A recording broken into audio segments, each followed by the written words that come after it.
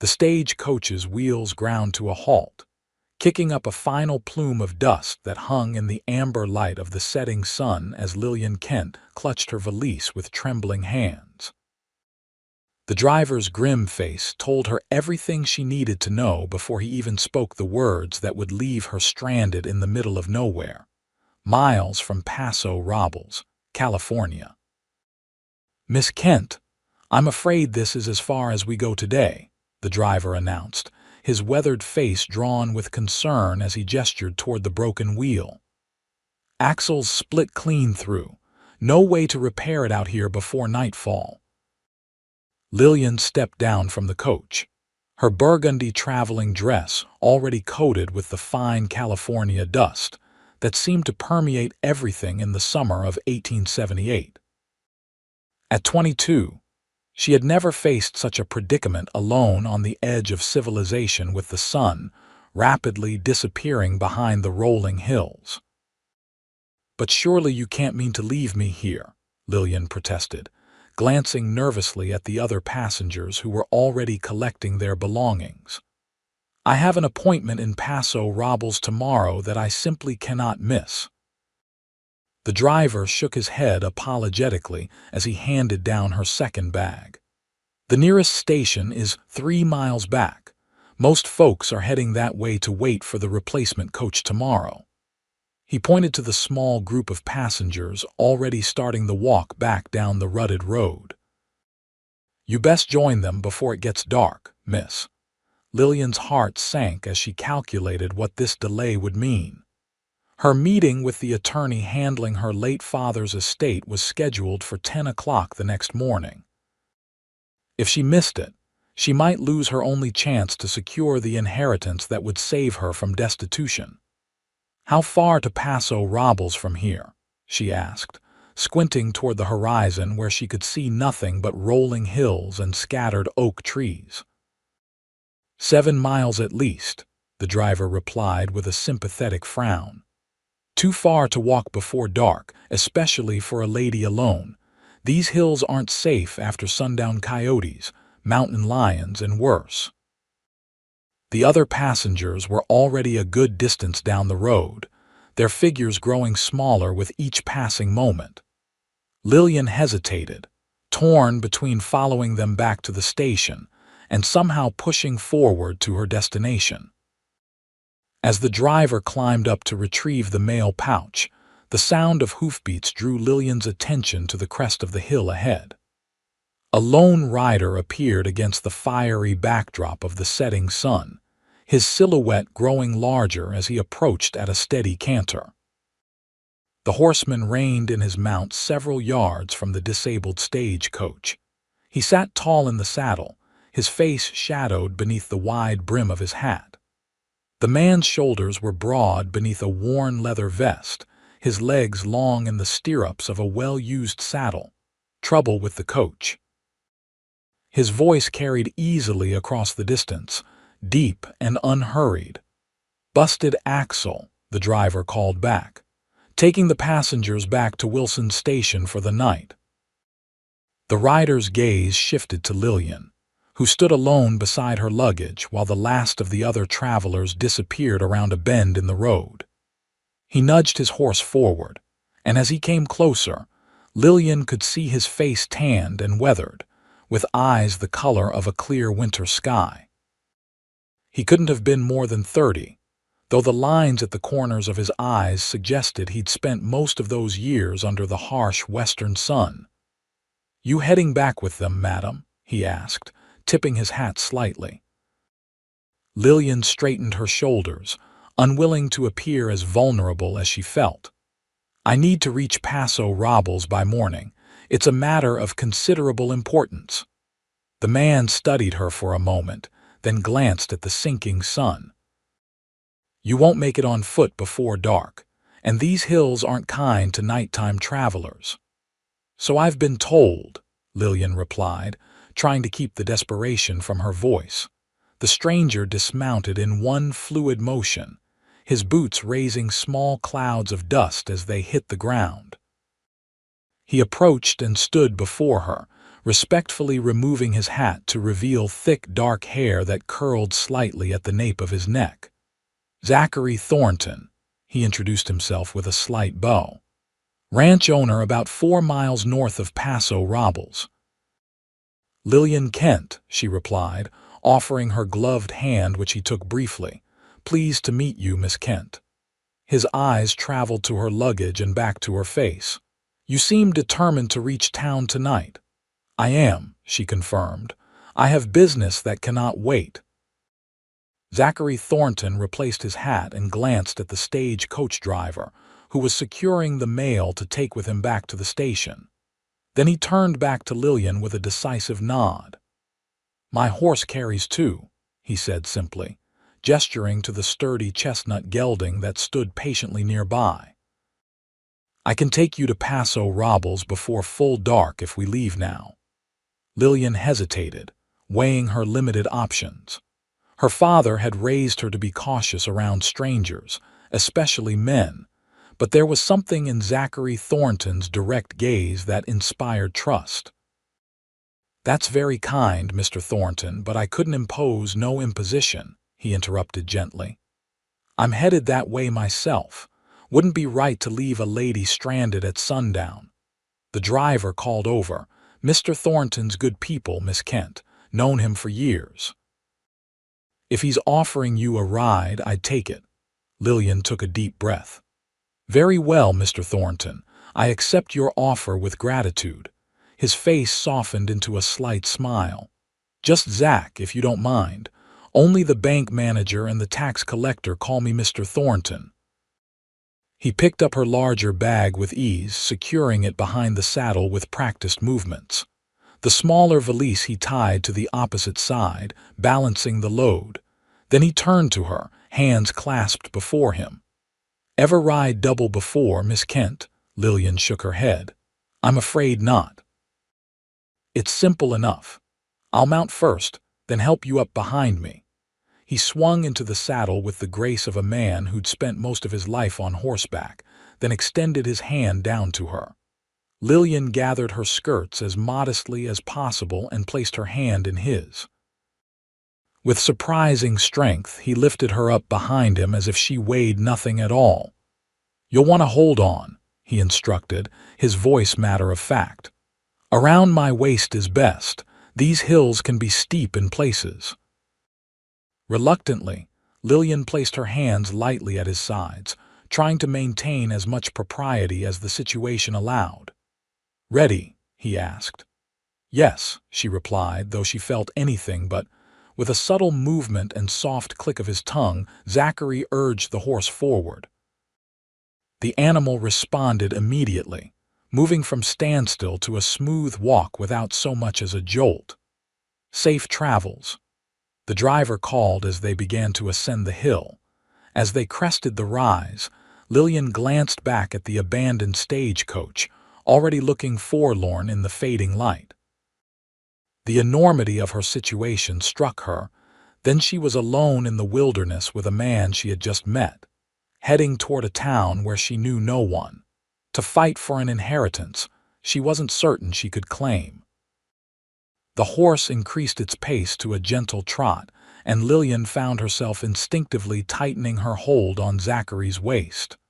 "Don't worry," he said over his shoulder, his voice carrying easily back to her. "Rusty's sure-footed, even in poor light. We'll be in Paso Robles before you know it." As they rode in silence for several minutes, the landscape gradually transformed in the deepening twilight. The golden hills took on shades of purple and blue, and the scattered oak trees became dark sentinels against the darkening sky.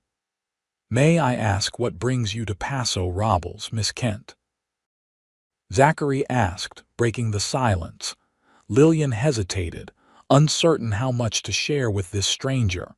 Yet there was something about the vast openness surrounding them that made secrets seem pointless. "My father passed away 3 months ago," she finally said. "He owned property in Paso Robles that I didn't know about until his will was read. I've come to meet with his attorney and settle the estate." "I'm sorry for your loss," Zachary replied, and the simple sincerity in his voice made her throat tighten unexpectedly. "Thank you," she managed. "It's been difficult. My father and I weren't close these past few years, but he was all the family I had." "Family can be complicated out here," he observed. "The West changes people, sometimes in ways their loved ones back east don't understand." His words struck a chord. Her father had left their comfortable Boston home 5 years earlier, drawn by the promise of new opportunities in California. His letters had grown increasingly infrequent, until they stopped altogether 2 years ago. The news of his death had come from his attorney, along with the surprising information about property he'd acquired. "Were you born here, Mr. Thornton, I mean, Zach?" she asked, finding it strange to use such familiar address with a man she barely knew. "No," he answered. "Came from Missouri when I was 19. Worked cattle drives for a few years, then as a ranch hand until I saved enough to buy my own spread." "And now you're a landowner," Lillian observed. She felt rather than saw his smile. "On paper, at least." "The bank owns most of it until I make good on my loans. But the land's good, and I've got a decent herd started." The horse navigated down a steep incline, and Lillian instinctively pressed closer to Zachary's back. She could feel the solid warmth of him through his shirt, smell the clean scent of soap mingled with leather and horse. It was oddly comforting. "How far now?" she asked as they reached the bottom of the slope and continued along what appeared to be a more established trail. "About 5 miles, he replied. "We'll follow this creek for a while, then cut through Willow Canyon. It's the quickest route to town." The creek gurgled softly beside them, catching the last remnants of daylight on its rippled surface. Above, the first stars had begun to appear in the deepening blue of the evening sky. "It's beautiful," Lillian murmured, almost to herself. "That it is," Zachary agreed. "Different from what you're used to, I imagine." "Very different from Boston," she admitted. "Everything seems so vast here." "Untamed. That's what drew your father, I'd wager. Same as most who come west." Lillian considered this. "Perhaps, though I always thought it was the promise of gold that lured him away." Zachary chuckled, the sound resonating through his back against her hands. "Gold fever's claimed many a man. Though these days it's land and cattle that offer the surer fortune." "Is that what you came for? Fortune?" He was quiet for a moment before answering. "I came for the chance to build something of my own. Back in Missouri, I was the youngest of 5 sons on a farm too small to divide. Out here, a man willing to work hard can make his own way." They rode in companionable silence as the trail narrowed, forcing them to slow their pace. The shadows had deepened considerably, but Zachary seemed to know the path by instinct, guiding the horse confidently through the gathering darkness. "Watch your head," he warned as they entered a stand of trees. Lillian ducked slightly, feeling branches brush against her bonnet. "You know this trail well," she observed. "Used it often enough," he confirmed. "Shorter than the main road, though rougher in spots." As if to emphasize his point, the horse stumbled slightly on loose rocks. Zachary steadied the animal with a gentle pull on the reins and a reassuring word. "You all right back there?" he asked. "Yes," Lillian answered, though her heart had jumped at the momentary loss of balance. Her arms had tightened instinctively around his waist, and she now found herself pressed quite firmly against his back, her cheek almost touching his shoulder. Propriety dictated that she should create more distance between them, but the darkening path and unfamiliar terrain made her reluctant to loosen her hold. Zachary, for his part, seemed untroubled by her proximity. "The stars are magnificent," she said, tilting her head back to look at the clear night sky that was now visible through breaks in the trees. In Boston, the city lights and frequent fog obscured all but the brightest stars, but here they filled the heavens like scattered diamonds. "One of the best things about living out here," Zachary agreed, following her gaze upward for a moment. "Makes a man feel small, but in a good way, puts troubles in perspective." The trail widened as they emerged from the trees, and ahead, Lillian could see the twinkling lights of a settlement in the distance. "Paso Robles," Zachary announced. "We'll be there in 20 minutes or so." A mixture of relief and, surprisingly, disappointment filled Lillian. Their journey had been brief, but there was something about the shared experience that had created an unexpected bond between them. "Where will you stay once we reach town?" he asked. "The attorney recommended Shelton's boarding house," she replied. "Do you know it, Mrs.?" "Shelton runs a respectable place," Zachary confirmed. "Clean rooms, decent food. It's just off the main street, not far from the hot springs." "Hot springs?" Lillian asked, surprised. "That's what Paso Robles is known for. Natural hot springs with healing properties, or so they say. People come from all over to take the waters." "My father never mentioned them in his letters," Lillian mused, "though I suppose there was much he didn't share." The trail joined a more established road, and they could now see other travelers ahead, wagons and riders moving toward the town. Civilization felt suddenly close after their isolated journey through the hills. "May I ask which property you've come to claim?" Zachary inquired as they approached the outskirts of town. "The attorney's letter mentioned something called the Willow Creek Ranch," Lillian replied. "Does that mean anything to you?" Zachary's back stiffened slightly beneath her hands. "Willow Creek, you're certain that's the name?" "Yes," she confirmed, puzzled by his reaction. "Is something wrong with it?" He hesitated before answering. "No, nothing wrong. It's a good piece of land, borders my own ranch to the east. I just didn't realize Jonathan Kent was the owner. He kept to himself mostly." "You knew my father?" Lillian asked, surprised. "Not well," Zachary admitted. "Nodding acquaintances at best. Saw him in town occasionally, exchanged pleasantries at cattle auctions. He wasn't one for socializing." Lillian absorbed this new information about her father, trying to reconcile it with the jovial, outgoing man she remembered from her childhood. The West had indeed changed him, it seemed. They were now entering the town proper, passing scattered houses that gradually gave way to more densely packed buildings. Despite the late hour, the main street was lively with activity saloons with their doors open, spilled light and piano music into the street, while groups of men congregated on wooden sidewalks. Lillian felt conspicuous suddenly, arriving in town on horseback with a strange man as darkness fell.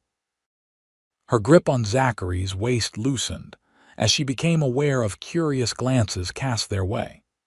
"Shelton's is just ahead," Zachary said, guiding the horse past the busiest section of the street toward a two-story clapboard building set slightly back from the road. A neat sign proclaiming Shelton's boarding house hung beside the front door, and warm light glowed from the windows. He reined in the horse before the small gate that led to the front path and dismounted smoothly. Then he turned and reached up to help Lillian down, his hands strong and steady at her waist as he lifted her from the saddle. For a brief moment after her feet touched the ground, they stood close enough that she could see the fine lines around his eyes, the flecks of silver in his beard stubble. He stepped back quickly, releasing her and turning to untie her bags from the saddle. "Thank you for bringing me safely to town," Lillian said, smoothing her rumpled traveling dress. "I don't know what I would have done without your help." Zachary handed her the smaller valise and lifted the larger bag himself. "No need for thanks. Couldn't leave a lady stranded." He nodded toward the boarding house. "Let me see you to the door at least." They walked side by side up the short path to the porch, where Zachary set down her bag and cleared his throat awkwardly. "I hope your business with the attorney goes well tomorrow," he said, replacing his hat which he had removed as they approached the house. "Thank you," Lillian replied, suddenly reluctant to say goodbye to this man who had been a stranger just hours before. "And thank you again for your kindness." Before Zachary could respond, the door opened to reveal a plump, gray-haired woman with a friendly face. "I thought I heard someone on the porch," she said, her gaze moving curiously between Lillian and Zachary. "Can I help you, Mrs. Shelton, I presume?" Lillian asked. "I'm Lillian Kent. I believe my father's attorney, Mr. Hargrove, arranged accommodations for me."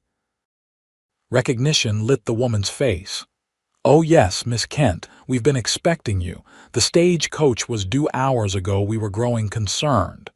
"There was an accident with the coach," Lillian explained. "Mr. Thornton was kind enough to bring me to town. Mrs. Shelton's eyes widened slightly as she registered Zachary's presence. "Well, that was fortunate indeed. Please come in, Miss Kent. Your room is ready, and I can have a hot meal brought up if you're hungry after your journey." Lillian turned to Zachary. "Would you care to join me for supper, Mr. Thornton? It seems the least I can offer in return for your assistance." A fleeting expression crossed his face, surprise, perhaps, or something more complex. "Thank you, but I should get back to my ranch. Things to attend to before morning." "Of course," Lillian said, trying to hide her disappointment. "I understand." He hesitated, then added, "I'll be in town tomorrow afternoon delivering some horses to the livery. Perhaps we might speak then if you've time. I could tell you what I know of Willow Creek Ranch." Hope rose unexpectedly in Lillian's chest. "I'd appreciate that very much. Shall we say 3 o'clock at the cafe next to the general store?" 3 o'clock, she agreed with a smile. Zachary tipped his hat to both women. "Ladies," he said in farewell, then turned and walked back to his waiting horse. Lillian watched as he mounted and guided the animal back toward the main street, his straight-backed silhouette gradually disappearing into the evening shadows. "Well now, Mrs. Shelton said with gentle amusement as she ushered Lillian inside. "It seems you've had quite the adventure already, Miss Kent, and made a friend in Zachary Thornton, no less. That's not something that happens every day." "Oh," Lillian asked, curious despite her fatigue. "Is he not well liked in town?" Mrs. Shelton closed the door behind them and picked up Lillian's larger bag with surprising strength for a woman of her age. "Quite the contrary. Zach's respected by everyone who knows him. He's just particular about his company. Keeps to himself mostly, focused on building that ranch of his." She led the way up a narrow staircase, which is why it's interesting to see him offering rides to young ladies and making appointments for coffee. Lillian felt her cheeks warm. He was simply being kind to a stranded traveler, nothing more. Mrs. Shelton's knowing smile suggested she thought otherwise, but she merely said, "Your room is this way, dear. Let's get you settled and then I'll bring up some supper. You must be exhausted after such a day." The room was small but clean, with a narrow bed covered in a colorful quilt, a washstand with a porcelain basin, and a small writing desk beneath the window. It felt luxurious to Lillian after the long journey from Boston, with its succession of trains, stagecoaches, and finally, the unexpected horseback ride. After Mrs. Shelton left to fetch supper, Lillian moved to the window and looked out at the now dark town. Somewhere out there, Zachary Thornton was making his way back to his ranch, perhaps already forgetting their brief encounter while she found herself unable to stop thinking about him. She shook her head at her own foolishness. She had come to Paso Robles for one purpose, to claim her inheritance and decide what to do with it. Romantic notions about rugged ranchers had no place in her plans. Yet as she turned away from the window, Lillian found herself looking forward to 3 o'clock the next day with an eagerness that had nothing to do with learning about Willow Creek Ranch. The morning dawned clear and warm, with sunlight streaming through the thin curtains of Lillian's room at the boarding house. She had slept surprisingly well despite the unfamiliar surroundings and the anticipation of her meeting with Mr. Hargrove, her father's attorney. After a hearty breakfast provided by Mrs. Shelton, Lillian dressed in her best traveling suit, a deep blue ensemble with modest bustle and matching jacket that had served her well during important business in Boston. Her father had always insisted that proper attire commanded respect, especially when dealing with matters of business and property. The law offices of Hargrove and Sons were located on the second floor of a brick building that also housed the town bank. A bell chimed softly as Lillian entered the small waiting area precisely at 10 o'clock. A young clerk looked up from his desk. "May I help you, madam? I'm Lillian Kent. I have an appointment with Mr. Hargrove regarding my father's estate." The clerk's eyebrows rose slightly in recognition. "Yes, Miss Kent. Mr. Hargrove is expecting you. Please follow me." He led her through a door into a larger office where a portly man with impressive mutton chop whiskers rose from behind a substantial desk. "Miss Kent, welcome to Paso Robles," he said, coming around to shake her hand. "I'm Elias Hargrove. Please accept my condolences on your father's passing. He was a good man." "Thank you, Mr. Hargrove," Lillian replied, taking the offered chair. "I appreciate your assistance in this matter." Of course," the attorney said, returning to his seat. "I served as your father's legal counsel for nearly 5 years. I was honored that he trusted me with his final affairs." He opened a drawer and removed a thick folder. "Now, I presume you've traveled all this way to discuss the property he left to you?" "Yes," Lillian confirmed. "Your letter mentioned Willow Creek Ranch, but provided few details. I confess I knew nothing of my father owning ranch land here." Hargrove nodded sympathetically. "Jonathan was a private man, especially about his business dealings. He acquired Willow Creek about 3 years ago when the previous owner found himself in financial difficulties." He extracted a map from the folder and spread it on the desk, turning it so Lillian could see. "Here," he said, pointing to a substantial parcel outlined in red. "Approximately 600 acres with Willow Creek running through the eastern portion. Good grazing land, some timber on the northern section. The ranch house is here, near the creek." Lillian studied the map, trying to make sense of the boundaries and landmarks. "Is it valuable?" she asked hesitantly. "Quite," Hargrove confirmed. "Land values in this region have increased steadily over the past decade. The water rights alone make it desirable, not to mention the improvements your father made to the property." "Improvements?" "Yes, he invested considerably in fencing, a new barn, expanded corrals. The house itself is modest but solid, 3 bedrooms, a good kitchen. Nothing fancy but comfortable." Lillian's mind raced with this new information. Her father had created a life here that she knew nothing about, building something substantial while maintaining his distance from his only child. "Are there livestock?" she asked, uncertain of the proper questions to ask about ranch property. "A small herd of cattle, about 50 head, Hargrove replied. "And some horses, 7 or 8, I believe. Your father employed a ranch hand, Miguel Sanchez, who has been maintaining the property since Jonathan's passing.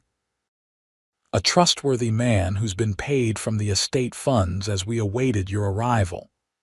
"I see," Lillian said, feeling overwhelmed by the responsibility suddenly placed upon her shoulders. "And what are my options regarding the property?" Hargrove leaned back in his chair. "Well, as the sole heir, you have several choices. You could sell outright. There would be interested buyers, I assure you.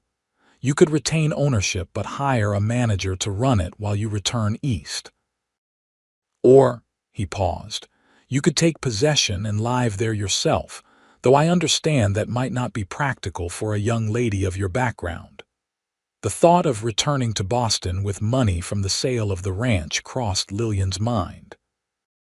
She could resume her life there, perhaps open the small bookshop she had always dreamed of, yet something held her back from immediately choosing that path.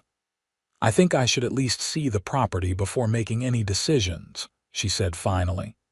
Is that possible? Of course, Hargrove agreed. In fact, I took the liberty of asking Miguel to bring a wagon into town this afternoon. He can take you out to the ranch whenever you're ready.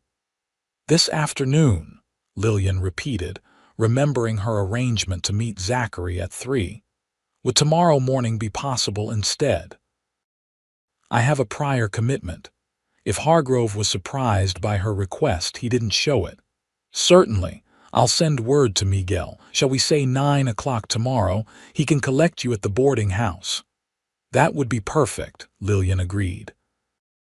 In the meantime, could you tell me more about my father's time here? I'm afraid we were estranged these past few years. A shadow of something discomfort perhaps crossed Hargrove's face briefly. Jonathan kept largely to himself, as I mentioned. He was respected in business matters, always fair in his dealings. He spent most of his time at the ranch, came to town only when necessary. Did he have friends here? Lillian pressed, hungry for any details about her father's life. Acquaintances, certainly, Hargrove replied carefully. Business associates. He was not one for social gatherings or church functions. I believe he found his peace in the solitude of Willow Creek. Something in the attorney's measured words suggested there was more to the story, but Lillian sensed he would not elaborate further. She would need to find other sources to learn about her father's life in Paso Robles. They spent the next hour reviewing legal documents that transferred ownership of the property and its contents to Lillian. Hargrove explained the tax obligations and provided an accounting of the modest funds held in the local bank under her father's name. By the time she left the law office, Lillian's head was swimming with information, and her feelings about her inheritance remained confused. Part of her resented that her father had built this new life without her, while another part was curious about what had drawn him to this place and this property. She spent the remainder of the morning exploring the town, finding it smaller but more prosperous than she had expected. The natural hot springs that Zachary had mentioned were housed in an impressive bathhouse at the edge of town, surrounded by manicured gardens. The main street boasted several stores, a hotel, a church, and the expected assortment of saloons and eateries. At 2:30, Lillian returned to the boarding house to freshen up before her meeting with Zachary. She found herself taking more care with her appearance than was strictly necessary, pinning her honey-colored hair more carefully, and changing into a simpler but flattering sage green dress that brought out the color of her eyes. "Going somewhere special, Mrs.?" Shelton asked with a knowing smile when Lillian came downstairs. "Just meeting Mr. Thornton for coffee," Lillian replied, aiming for a casual tone. "He offered to tell me about Willow Creek Ranch." "Did he now?" Mrs. Shelton's eyes twinkled. "Well, you couldn't ask for a better guide to local matters. Zach knows every inch of this valley." The cafe next to the general store was a pleasant establishment with checkered tablecloths and large windows that let in the afternoon light. Lillian arrived precisely at 3 o'clock to find Zachary already seated at a corner table, rising as she approached. He looked different in the daylight, still rugged, but more polished. He had shaved, and his dark hair was neatly combed. He wore a clean shirt under a brown leather vest, and though his clothes were simple, they suited his tall, lean frame perfectly. "Miss Kent," he greeted her, pulling out a chair. "I'm glad you could make it. "Please call me Lillian," she said as she took the offered seat. "After sharing a horse, I think we can dispense with formalities." A smile tugged at the corner of his mouth. "Lillian it is, then." A waitress approached, and they both ordered coffee. When she had gone, Lillian turned her attention back to Zachary. "I met with Mr. Hargrove this morning," she began. "He showed me where Willow Creek is located on a map, but I confess I still have little concept of what my father's property is actually like." Zachary nodded. "It's good land. The creek provides reliable water even in dry years, and the mix of pasture and oak woodland makes for excellent grazing. Your father made smart improvements to the place." "You sound like you know it well," Lillian observed. "As I mentioned yesterday, my ranch borders Willow Creek to the east. We share about 2 miles of fence line." He paused, seeming to consider his next words carefully. "In fact, I approached your father about purchasing some of his land last year." This caught Lillian by surprise. "You wanted to buy part of Willow Creek?" "The northern section," Zachary confirmed. "About 100 acres that would give my cattle better access to water during summer months." I offered a fair price, but he wasn't interested in selling. The waitress returned with their coffee, providing a moment for Lillian to process this information. When they were alone again, she asked, "Are you still interested in that land, Mr. Thornton?" He met her eyes directly. "I am. But that's not why I offered you a ride yesterday or why I suggested meeting today. I want to be clear about that." Lillian believed him. There was an honesty in his gaze that was impossible to doubt. "I appreciate your candor," she said. "And please, it's Zach, isn't it? As you're calling me Lillian." He smiled then, a full smile that transformed his serious face and revealed a small dimple in his right cheek.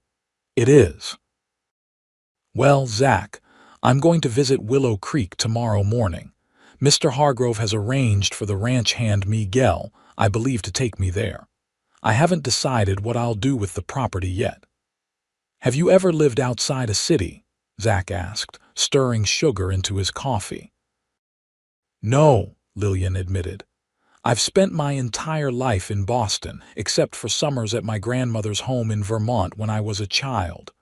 "Ranch life is different," he said simply. "Beautiful but demanding, isolated at times, not for everyone." "Are you suggesting I wouldn't be capable of managing it?" Lillian asked, a note of defensiveness creeping into her voice. Zach shook his head. "Not at all. Plenty of women run successful ranches. It's just not a decision to make lightly, especially if you're used to city conveniences." Lillian sipped her coffee thoughtfully. "I suppose selling would be the sensible choice. I could return to Boston with the proceeds, establish myself there."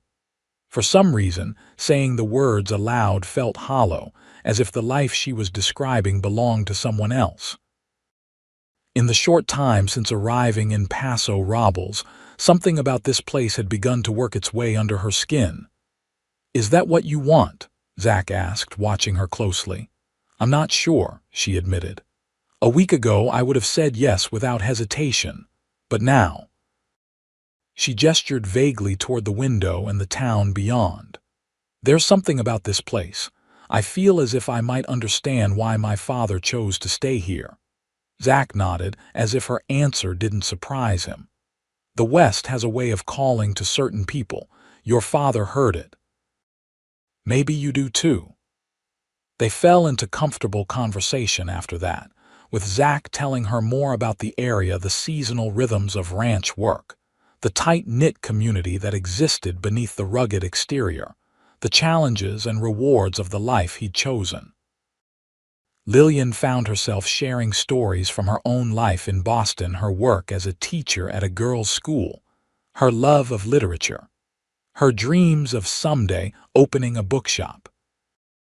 She didn't mention the financial difficulties that had plagued her since her father stopped sending funds 2 years earlier, or how close she had come to accepting a marriage proposal from a man she didn't love, simply for the security it would provide. As their coffee cups emptied and the afternoon light began to soften, Lillian realized they had been talking for nearly 2 hours. She couldn't remember the last time she had enjoyed a conversation so much or felt so at ease with someone she had just met. "I should probably return to the boarding house," she said reluctantly. "Mrs. Shelton mentioned dinner is served promptly at 6.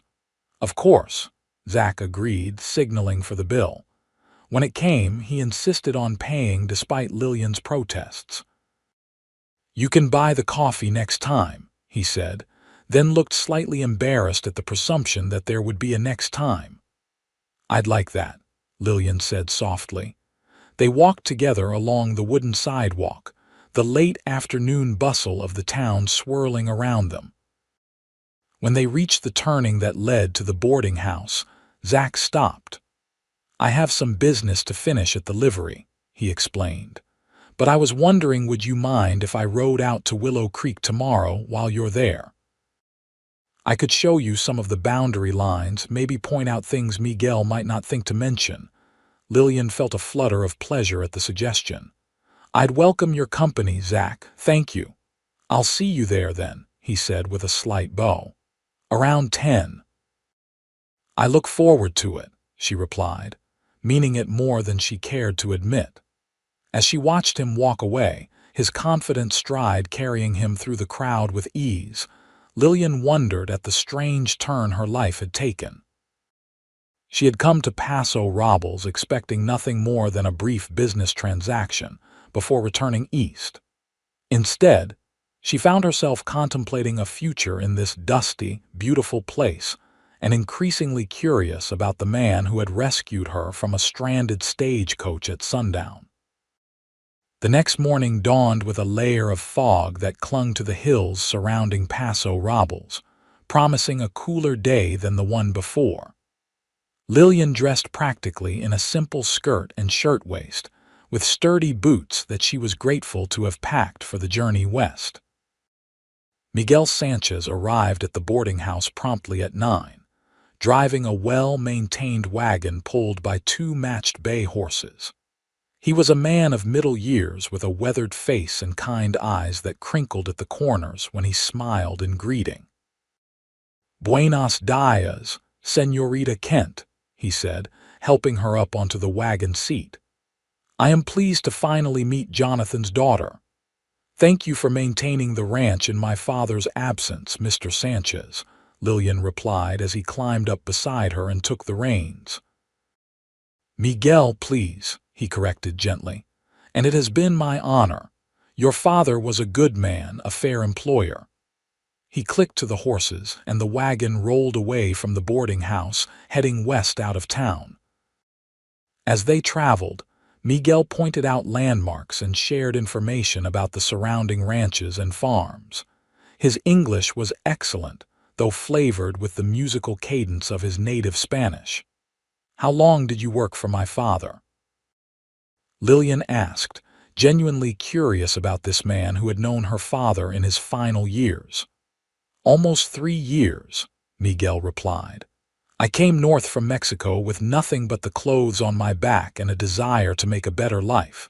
Your father gave me a chance when others would not."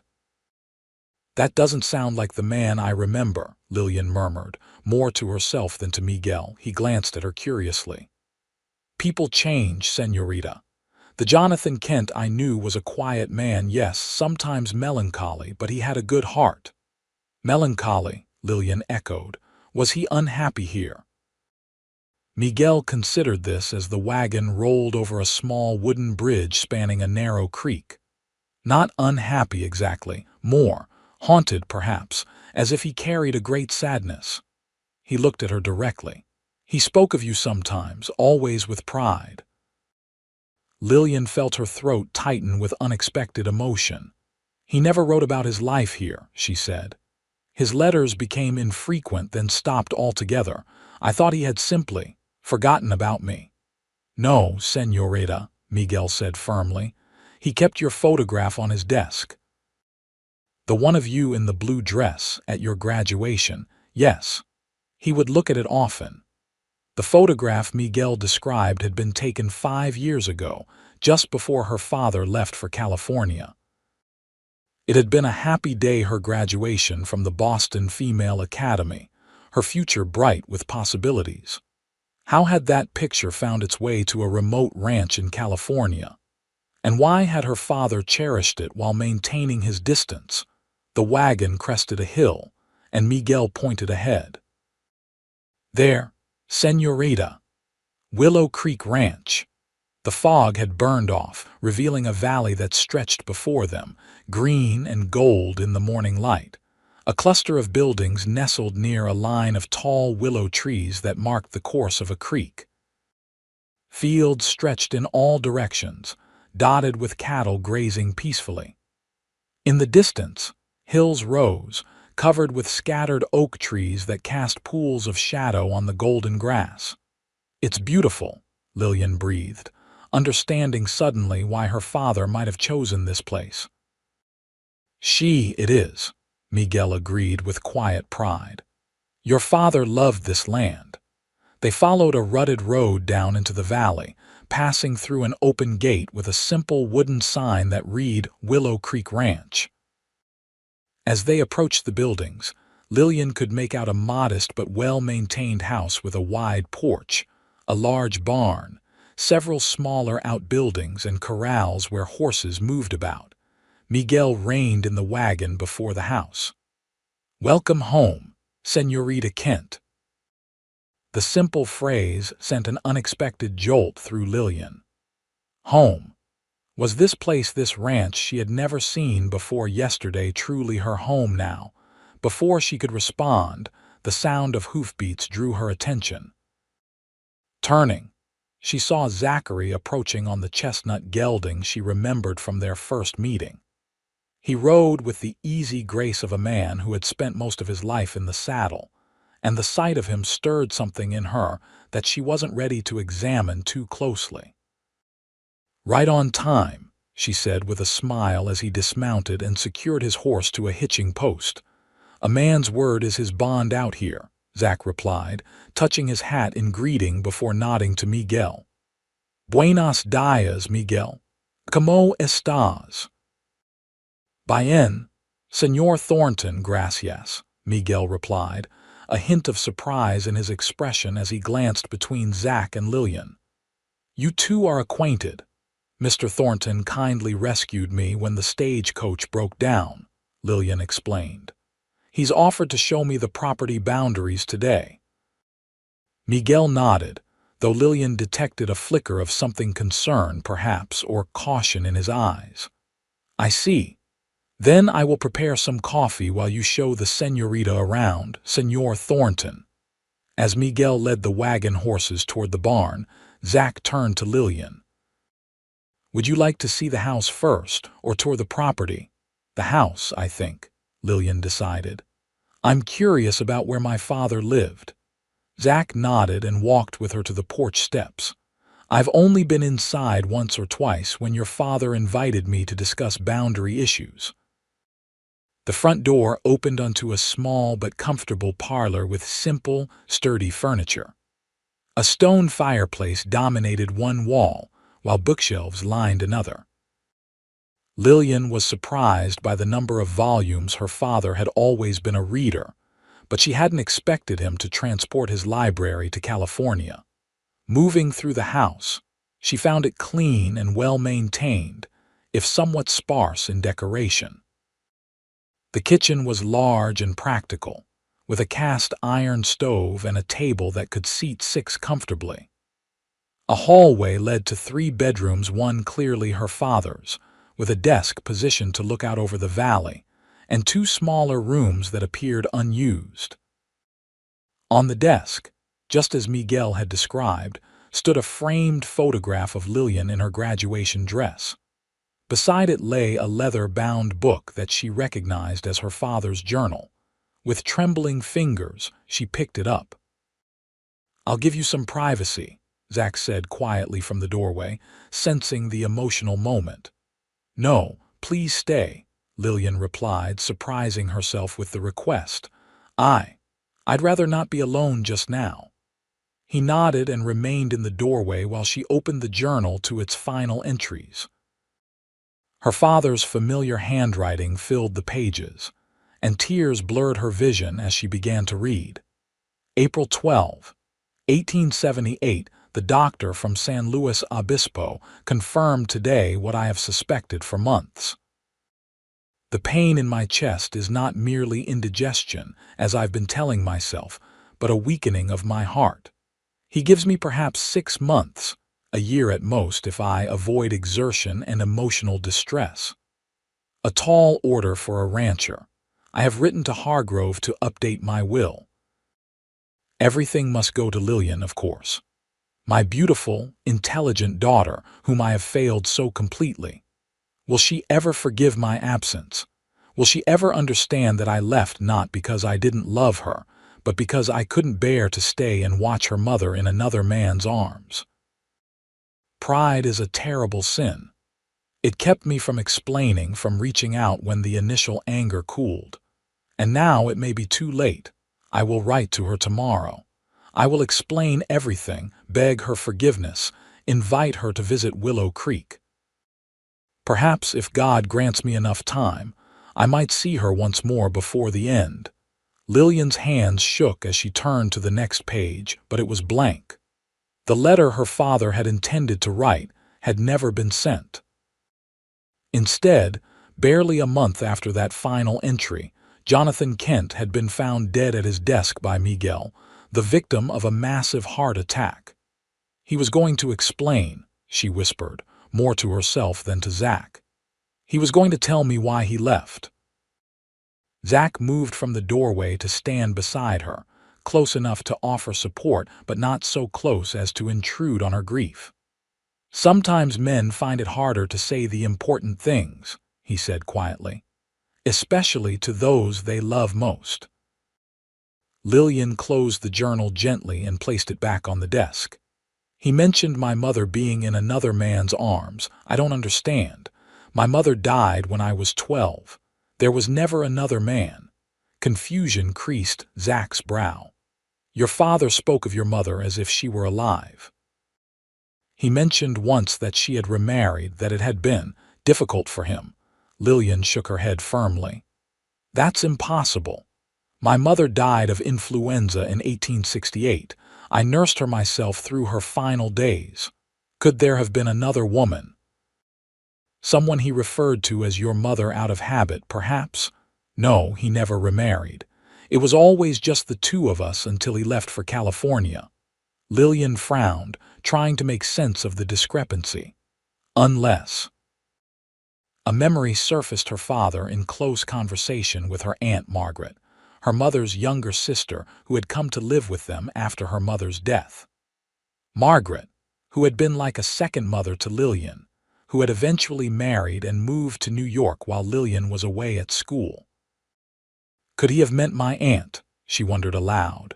But that doesn't make sense either. She married Uncle Henry while I was at school. Father gave them his blessing. Zach offered no answer, clearly uncomfortable with the personal nature of her musings. After a moment of silence, he suggested gently, "Perhaps we should continue the tour. Miguel will have coffee ready by now." Lillian nodded, grateful for the change of subject. She needed time to process what she had read, to reconcile this new image of her father with the one she had carried for years. They found Miguel in the kitchen, where he had laid out coffee and some freshly baked bread with honey. After the simple refreshment, the three of them set out to tour the property, Lillian and Zach on horseback, with Miguel following in the wagon to check on more distant parts of the ranch. Zach had brought a gentle mare for Lillian to ride, and though it had been years since her riding lessons in Boston, she found the rhythm came back naturally. They rode side by side through pastures where cattle grazed, past a small apple orchard that Miguel said had been her father's pet project, and along the willow-lined creek that gave the ranch its name. "Your property extends to those hills," Zach explained, pointing to the north where oak-studded slopes rose against the sky. Good timber up there, mostly for ranch use fence posts, firewood, repair work. And where does your land begin? Lillian asked. Zack gestured to the east, where a line of fence posts stretched toward distant hills. That fence marks the boundary. My ranch, the Broken T, lies beyond. The Broken T, my brand, he explained with a slight smile. A T with a break in the horizontal line. Seemed fitting when I started with broken-down buildings and barely enough money to survive the first winter. And now? Lillian asked, curious about his circumstances. Better, he acknowledged. Still mortgaged to the bank, but the herd's growing and last year's cattle prices were good. Another year or two, and I might actually turn a profit. There was no self-pity in his tone, just matter-of-fact assessment and quiet determination. Lillian found herself admiring his resilience, his willingness to work toward a distant goal through years of struggle. They stopped on a rise that offered a panoramic view of both ranches. To the west, Willow Creek spread before them, lush and well-tended. To the east, Zack's Broken T showed similar care, though perhaps with fewer improvements. The contrast wasn't stark, but it was clear that her father had had more capital to invest in his property. "This is where our boundaries meet," Zack said, dismounting and walking to a fence post that marked a corner where the property line changed direction. "The land I was interested in buying begins here and extends north to include that stand of oaks and the seasonal creek beyond." Lillian slid from her saddle, glad to stretch her legs. "Why is that particular section important to you?" "Water," he replied simply. "That creek flows even in late summer, when mine runs dry. Having access to it would mean I wouldn't have to drive my cattle as far to drink during the dry season." He pointed to a distant line of trees. "That's the creek I have access to now. It's reliable in winter and spring, but by August, it's often just a string of muddy pools. Hard on the cattle, hard on the land around it from overuse." Lillian could see the logic in his request. She studied the land in question, a relatively small section of her property, but clearly valuable to Zack's operation.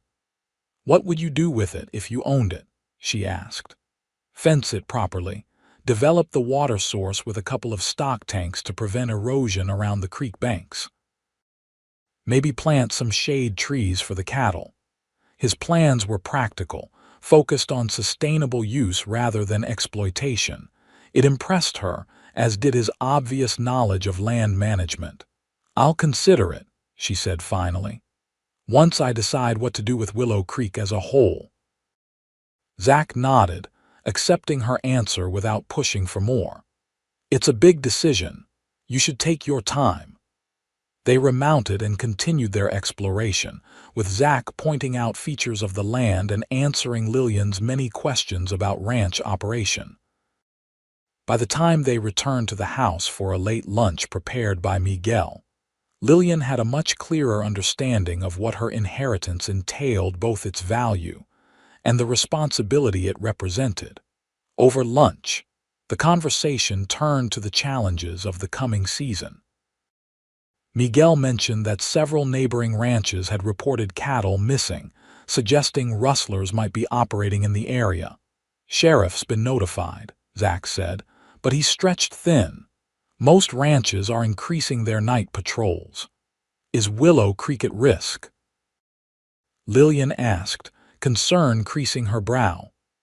"Every ranch with good stock is at risk," Miguel replied, "but we have been fortunate so far. I have been sleeping in the bunkhouse with Roberto and Carlos, taking turns keeping watch." Lillian hadn't realized there were other workers on the property, though it made sense given its size. "How many people are employed here?" she asked. "Just the three of us full-time," Miguel explained. "We hire additional help during roundup and branding season." "And is that sufficient?" Lillian had no concept of what proper staffing for a ranch should be. "Your father ran a tight operation," Zack said. Miguel's a skilled foreman, and from what I've seen, he manages the place efficiently. Miguel nodded in acknowledgement of the compliment. We could use another hand during busy seasons, but we manage well enough. Lillian found herself thinking practically about the ranch's operation, considering budgets, staffing needs, potential improvements. It surprised her how naturally these considerations came, as if some part of her had been preparing for this responsibility without her conscious awareness. After lunch, Miguel excused himself to attend to afternoon chores, leaving Lillian and Zach alone on the porch overlooking the valley. The day had warmed considerably, and a gentle breeze carried the scent of sun-baked grass and distant wildflowers. "It's so peaceful," Lillian observed, settling into a wooden rocking chair that had clearly been her father's favorite seat, judging by its worn arms and the small table positioned beside it to hold his pipe and tobacco pouch. "It can be," Zach agreed, leaning against the porch railing. "Other times it's backbreaking work from sunrise to sunset, calving season, roundup, drought years when you're hauling water and praying for rain. Those aren't so peaceful." "Yet you chose this life," Lillian said, studying his profile as he gazed out over the land. "I did," he acknowledged with a small smile. "Wouldn't trade it, hard as it gets sometimes. There's something about building something with your own hands, watching it grow, knowing it might outlast you. It satisfies something deep inside." His words resonated with Lillian, touching on feelings she hadn't fully articulated even to herself, the desire to create something lasting, to leave her mark on the world in some tangible way. "I always thought I'd open a bookshop," she confessed. "A small place in Boston where people could gather, discuss ideas, discover new worlds through reading. It seemed like a worthy ambition." "It is," Zach said, turning to face her. "Books matter. Ideas matter." But he shrugged. "No, but a person can build more than one kind of legacy. Your father created this ranch, but he also kept all those books inside. Both mattered to him, I'd wager." Lillian considered this, thinking of the well-stocked bookshelves she'd seen in her father's house. Perhaps there was wisdom in Zach's observation that one didn't have to choose between intellectual pursuits and practical ones, between city life and country living. "What will you do?" Zach asked, after a comfortable silence had stretched between them. "About the ranch, I mean." "I honestly don't know," Lillian admitted. "Yesterday, I was certain I would sell it and return to Boston. Today," she gestured toward the valley spread before them, "today I can see why my father stayed." Zach nodded, seeming to understand the conflict she felt. "Whatever you decide, there's no rush. You could stay for a while, get to know the place better before making any permanent decisions." The suggestion appealed to Lillian more than she had expected. The thought of returning immediately to Boston, to the life she had known, suddenly felt like a retreat rather than a return. "Perhaps I will," she said slowly.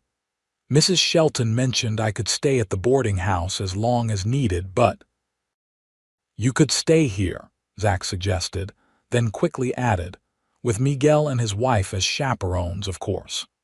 Teresa lives in town currently, helping her sister with a new baby, but she could return to the ranch if needed."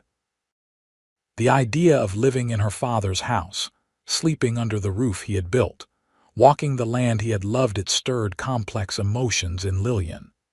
Fear, yes, at the unfamiliarity of it all, but also a strange sense of rightness, as if a circle were being completed. "I'll consider it," she said, surprised at her own openness to the possibility. "I should probably return to town soon, though. I promised Mrs. Shelton I'd be back for dinner, and I have some thinking to do." Zach straightened from the railing. "I'll ride with you if you don't mind the company. I need to pick up some supplies from the general store before heading back to my place." "I'd welcome your company," Lillian replied, meaning it more than she cared to admit. As they rode back toward Paso Robles, the afternoon sun casting long shadows across the trail, Lillian found herself stealing glances at the man beside her. In just 2 days, Zachary Thornton had become more than a stranger who had offered her a ride. He had become a guide, an advisor, perhaps even a friend. And something else, something she wasn't quite ready to name, stirred beneath the surface of their interactions. The Stagecoach's breakdown, which had seemed such a disaster at the time, now felt like the hand of fate, or perhaps, Lillian thought with a glance toward the sky, the intervention of a father who had found a way to speak to his daughter one last time. The days that followed brought a flurry of decisions for Lillian. After much consideration and several long conversations with Miguel about the ranch's operation, she decided to stay at Willow Creek temporarily, at least through the summer months. Mrs. Shelton helped her arrange for the delivery of additional clothing and necessities from Boston, while Miguel's wife Teresa returned to the ranch to serve as both housekeeper and companion, ensuring Lillian's reputation remained unblemished. Living at the ranch proved both more challenging and more rewarding than Lillian had anticipated. She rose with the sun each morning, learning the rhythms of country life and gradually taking on small responsibilities around the property. Teresa patiently taught her to cook on the wood-burning stove, while Miguel explained the seasonal cycles of ranch work and introduced her to the basics of animal husbandry. Zachary Thornton became a regular visitor, riding over from the Broken T every few days to check on her progress and offer advice when needed.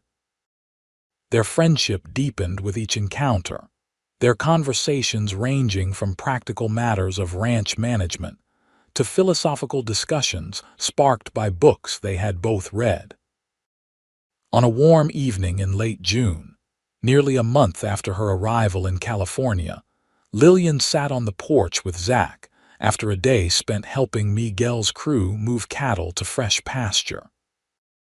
Her muscles ached pleasantly from the unaccustomed exercise, and despite the dust that seemed to have worked its way into every fold of her clothing, she felt a deep satisfaction in the day's work. "You're becoming quite the rancher," Zach observed, handing her a cup of coffee from the pot Teresa had left for them. "Miguel says you have a good eye for sick calves." Lillian smiled, pleased by the compliment. "I still have much to learn, but I'm enjoying it more than I expected." She sipped her coffee, watching as the last rays of sunlight painted the distant hills with gold. "I received a letter from Boston today. My friend Charlotte thinks I've lost my mind, abandoning civilization for wild frontier life, as she puts it." Zach chuckled. "And what did you tell her?" "That the frontier isn't nearly as wild as she imagines, and that I've found something here I didn't know I was looking for." "And what's that?" Zach asked, his voice softening. Lillian considered the question seriously. "A connection, I suppose, to the land, to my father's legacy. To a way of life that has its own integrity." She glanced at him. "Does that sound foolish?" "Not to me," he replied. "It's why most of us stay despite the hardships." They fell into comfortable silence, watching as the first stars appeared in the deepening blue of the evening sky. In the distance, an owl called, and somewhere near the creek, frogs began their nightly chorus. "The Cattlemen's Association is hosting a dance in town this Saturday," Zach said suddenly, "to raise money for the new schoolhouse. I wondered if you might like to attend. With me." The invitation hung in the air between them, transforming the easy companionship of the moment into something more significant. Lillian felt her heart quicken. "I'd like that very much," she answered, keeping her voice steady despite the flutter in her chest. Zach's smile was visible even in the gathering darkness. "I'll collect you at 6 then." When Saturday evening arrived, Lillian found herself uncharacteristically nervous as she prepared for the dance. She had brought only practical clothing to California, but Teresa had helped her alter one of her better dresses, a deep rose-colored gown with modest lace trim to conform to the current fashion. "You look beautiful, señorita," Teresa assured her as she arranged Lillian's hair in an elegant style adorned with a few fresh flowers from the garden. "Thank you, Teresa," Lillian replied, studying her reflection in the small mirror. The woman who looked back at her seemed different from the one who had arrived in Paso Robles a month earlier. Her skin was lightly tanned from days spent outdoors, her eyes brighter, her bearing more confident. The sound of hoofbeats in the yard announced Zach's arrival. Taking a deep breath to calm her nerves, Lillian descended to the parlor where Miguel had welcomed their visitor. Zach stood as she entered, and the expression that crossed his face made her heart skip. He was dressed in his finest, a dark suit that fit his broad shoulders perfectly, a crisp white shirt, and a string tie. He had trimmed his beard and slicked back his hair, but it was the look of frank admiration in his eyes that transformed him. "Miss Kent," he said formally, though his eyes conveyed a more personal greeting. "You look lovely this evening." "Thank you, Mr. Thornton," she replied, matching his formal tone while sharing his private smile. "You're quite handsome yourself." Miguel cleared his throat, reminding them of his presence. "The buggy is ready whenever you wish to depart," he said, a hint of amusement in his voice. "Teresa and I will follow in the wagon a bit later." The drive to town was pleasantly companionable, with Zach pointing out constellations as they appeared in the clear night sky and Lillian sharing stories of her first awkward attempts at horseback, riding without a side saddle. "Miguel was very patient," she laughed, "though I think he feared I'd break my neck before mastering the technique." "You're a natural," Zach assured her. "Most city folk take much longer to adjust." The schoolhouse where the dance was being held had been transformed for the occasion with lanterns, bunting, and flowers. A small band played lively tunes on a raised platform at one end of the room, while tables laden with food and punch lined the walls. As they entered, Lillian was conscious of curious glances cast their way. Though she had been in Paso Robles for a month, she had spent most of her time at the ranch, venturing into town only occasionally for supplies or to attend Sunday services. "Everyone's looking at us," she murmured to Zach as he led her toward the punch bowl. "They're looking at you," he corrected with a small smile. "It's not every day Paso Robles sees a beautiful, educated Eastern lady who can also ride and rope like a ranch hand." Before she could respond to the compliment, they were approached by an older couple, the man tall and distinguished with silver at his temples, the woman plump and friendly with lively dark eyes. "Zachary, my boy," the man exclaimed, clapping Zach on the shoulder. "About time you showed your face at a social event." "Judge Parker," Zach greeted him with obvious respect. "Mrs. Parker, may I present Miss Lillian Kent? Lillian, this is Judge William Parker and his wife Martha." The judge handles most legal matters in the county when Mr. Hargrove needs judicial oversight. "Miss Kent," the judge said warmly, taking her hand. "We've heard so much about Jonathan's daughter. Welcome to our little community." "Indeed, Mrs." Parker added, giving Lillian's hand a gentle squeeze. "We're delighted you've decided to stay on at Willow Creek, at least for the summer. Your father was a good neighbor, though rather private. We always hoped he'd participate more in town affairs." "Thank you for your welcome," Lillian replied, touched by their genuine warmth. "I'm still adjusting to ranch life, but everyone has been very kind. Especially Zachary, from what we hear," Mrs. Parker said with a meaningful glance between them. Zach cleared his throat, a hint of color rising in his tan cheeks. Miss Kent needed some advice about ranch matters. Being neighbors, it seemed the neighborly thing to do. Judge Parker's eyes twinkled with amusement at Zach's discomfort. Of course, merely neighborly. He turned to his wife. Martha, I believe they're playing our song. Shall we demonstrate how it's done before these young people take to the floor? As the Parkers moved away, Zach offered Lillian a cup of punch. His composure recovered. The judge and Mrs. Parker have been like family to me since I arrived in Paso Robles, he explained. They've helped me through some tough times. They seem lovely, Lillian said, sipping the sweet drink, and quite fond of you. They've been trying to see me properly settled for years, Zach admitted with a wry smile. The judge has 3 unmarried nieces in San Francisco that he's particularly keen to introduce me to. I see, Lillian said, surprised by the twinge of jealousy the thought provoked. And have you met these nieces? Once at the Parkers' Christmas dinner 2 years ago, Zach replied. Pleasant girls, all of them, but... He shrugged, leaving the sentence unfinished.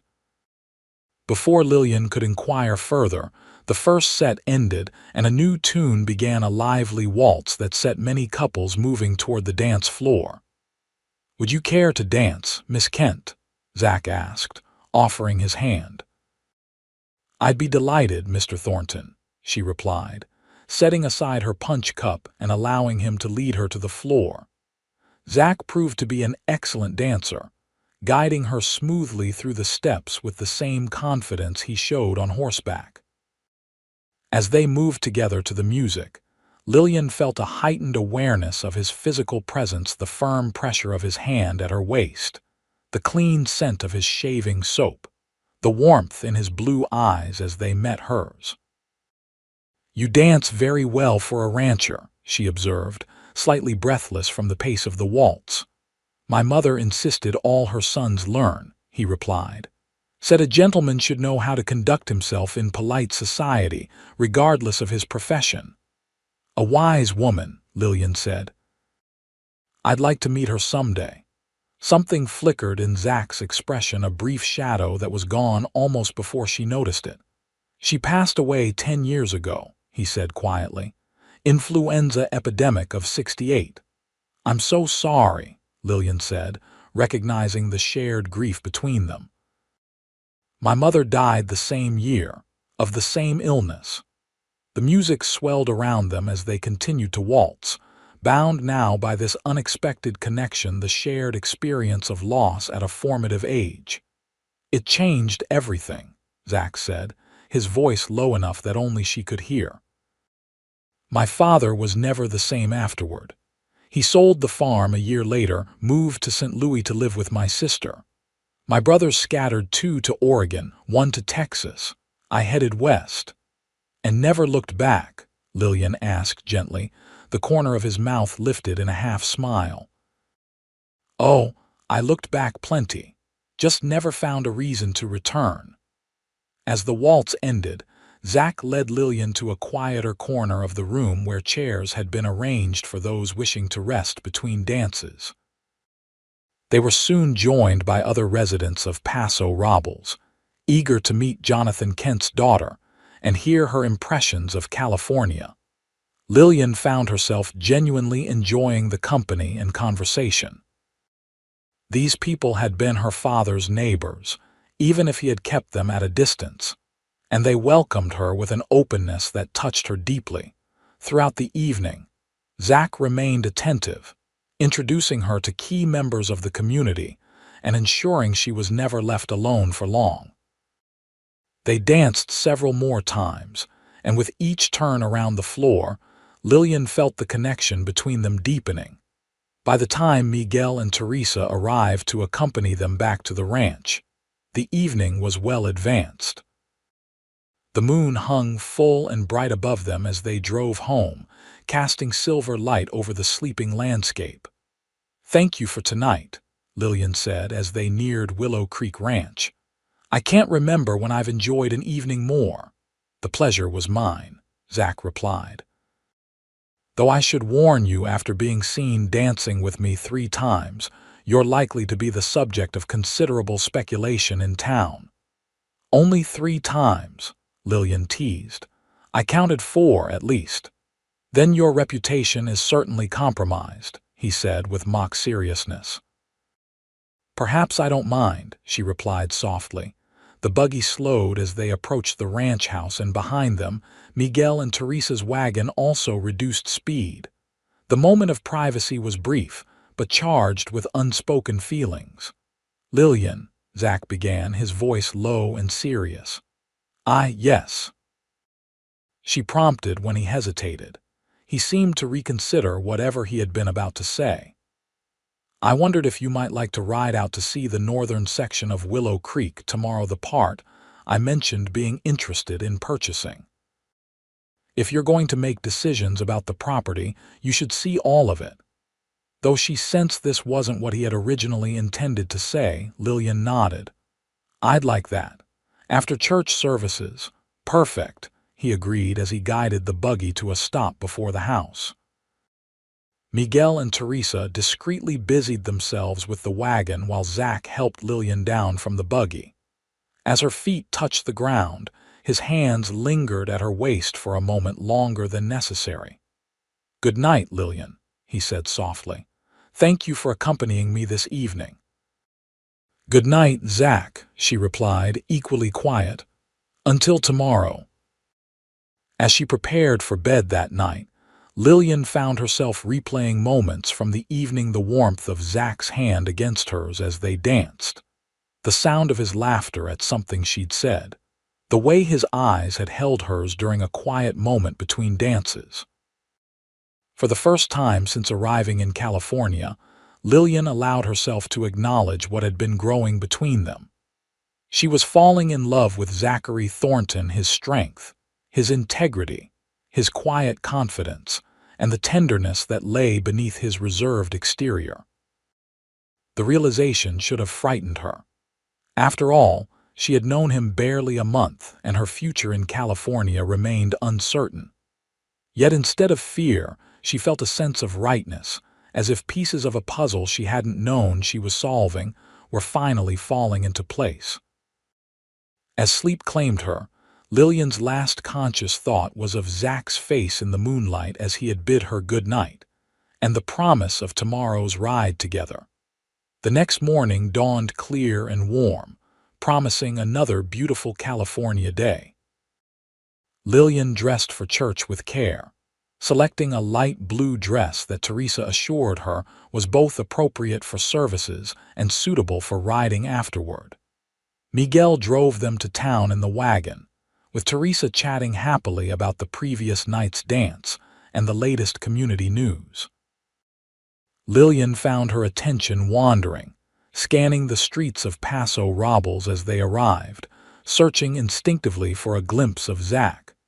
She spotted him outside the small white church, deep in conversation with Judge Parker. He looked up as their wagon approached, and the smile that lit his face at the sight of her sent a pleasant warmth through Lillian's chest. The service itself was simple but heartfelt, with Reverend Collins delivering a sermon on community and mutual support that seemed particularly relevant to Lillian's growing appreciation of Paso Robles. She found herself genuinely moved by the prayers and hymns shared among neighbors who clearly cared for one another's welfare. Afterward, as the congregation spilled onto the church steps, Lillian was once again surrounded by townspeople eager to welcome her. She answered questions about her impressions of ranch life and her plans for Willow Creek with growing confidence, no longer feeling like an outsider but rather a new member of an established community. "Ready for that ride?"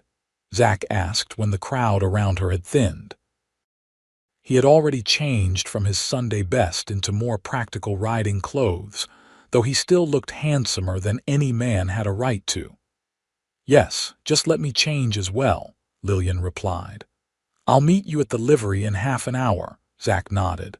"I'll have the horses saddled and waiting." True to his word, when Lillian arrived at the livery stable having changed into a split riding skirt and sturdy blouse, Zack was waiting with 2 horses, his own chestnut gelding, and a gentle gray mare that he had been letting Lillian use for her riding lessons. "I packed some lunch," he said, indicating the saddlebags. "Thought we might make a day of it if you're not too tired from last night's festivities." "Not at all," Lillian assured him, accepting his help to mount. "I'm looking forward to seeing more of the property." They rode out of town at an easy pace, enjoying the perfect weather and each other's company. As they passed familiar landmarks, Lillian realized how quickly she had come to know this landscape, to appreciate its particular beauty. "It grows on you, doesn't it?"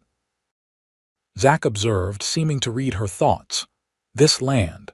At first it might seem harsh or plain compared to what you knew back east, but then one day you look around and can't imagine being anywhere else." "Yes," Lillian agreed softly. "That's exactly it." They rode in companionable silence for a while, climbing steadily into the hills that marked the northern boundary of Willow Creek Ranch. The terrain grew more rugged, with steeper slopes and denser stands of oak trees creating patterns of sun and shadow on the trail before them. Finally, they crested a ridge that offered a breathtaking view of the valley below. Lillian reined in her horse beside Zack's, gazing out over the panorama of their neighboring ranches spreading into the distance. "This is part of the section I mentioned," Zack explained, gesturing to the surrounding hills and the small valley that dipped below them, where a narrow creek meandered between grassy banks. "The water's good year-round, fed by springs higher up.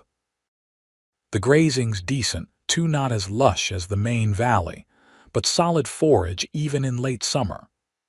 Lillian studied the land with a more informed eye than she would have possessed a month ago. She could see why this particular section would be valuable to Zack's operation, providing reliable water and additional grazing for his growing herd. "It's beautiful," she said, genuinely impressed by the secluded valley. "I had no idea this was part of Willow Creek." "Your father bought it separately, about a year after acquiring the main ranch," Zack explained. "The previous owner was an old prospector who'd given up on finding gold and turned to raising a few cattle instead.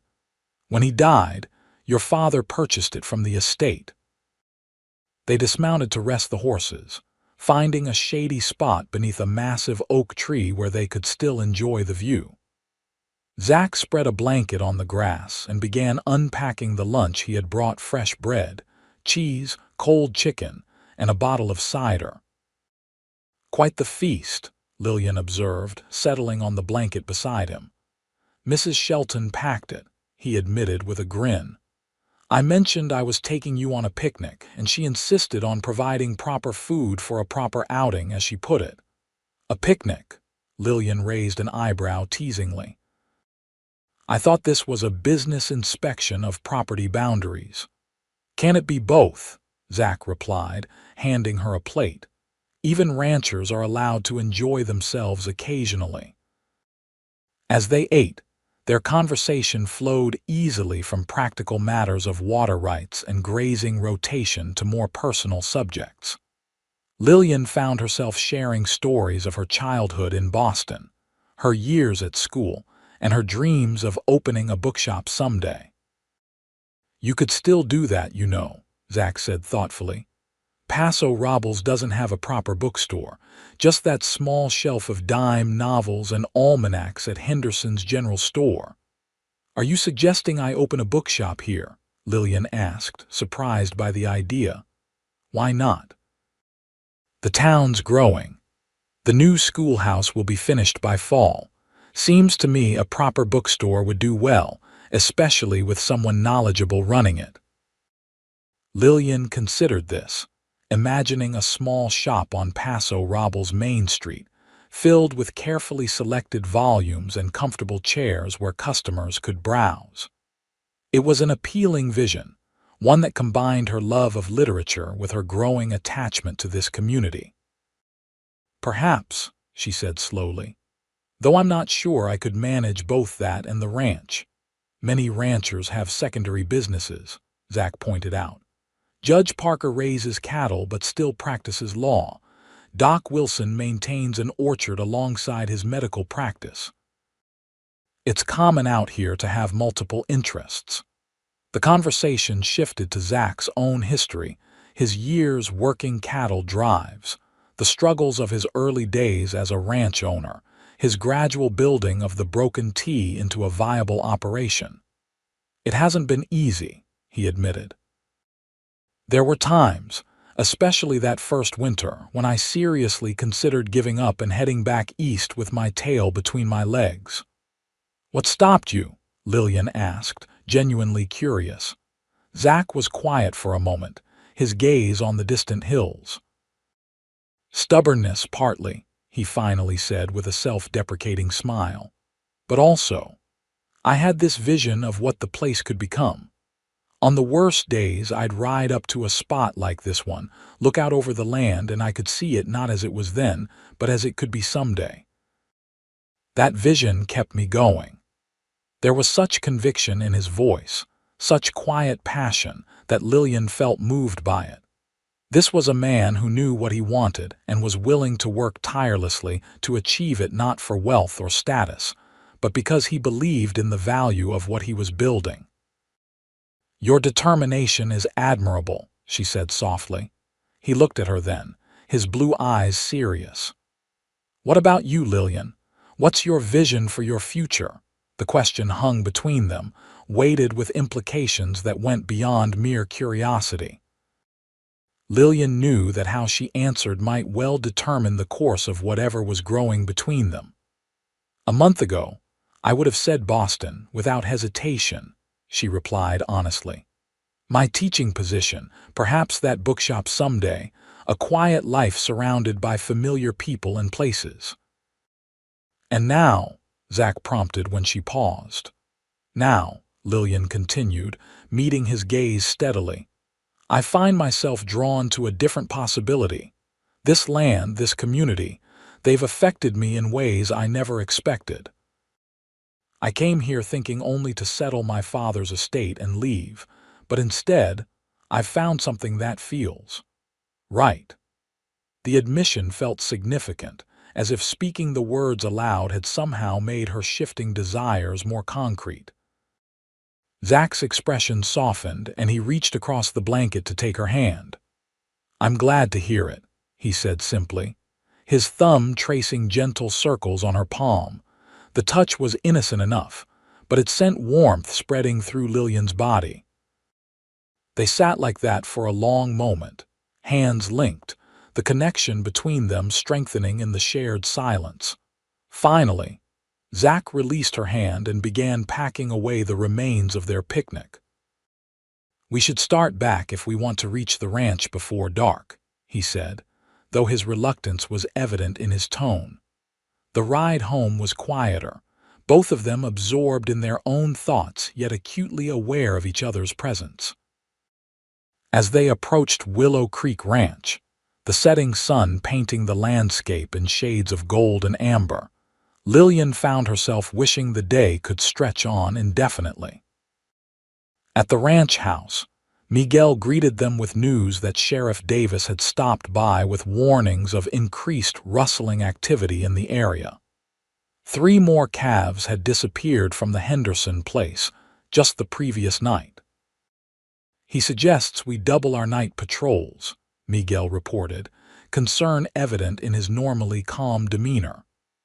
Roberto and Carlos have already agreed to take shifts, but with our fences covering so much ground, I'll stay and help tonight, Zach offered immediately. My foreman can handle things at the Broken T for a night or 2.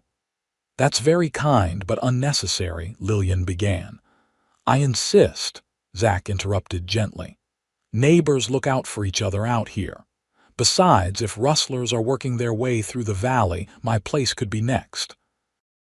Better to stop them now. Lillian couldn't argue with his logic, nor did she particularly want to. The thought of Zach remaining at Willow Creek, even if he would be patrolling the property rather than nearby, gave her a sense of security that had nothing to do with cattle rustlers. "Then we accept your help with gratitude," she said formally, before adding with a small smile, "though I expect Teresa will insist you join us for supper before your patrol begins." Indeed, Miguel's wife was already setting an extra place at the table when they entered the house, having anticipated Zach's offer of assistance.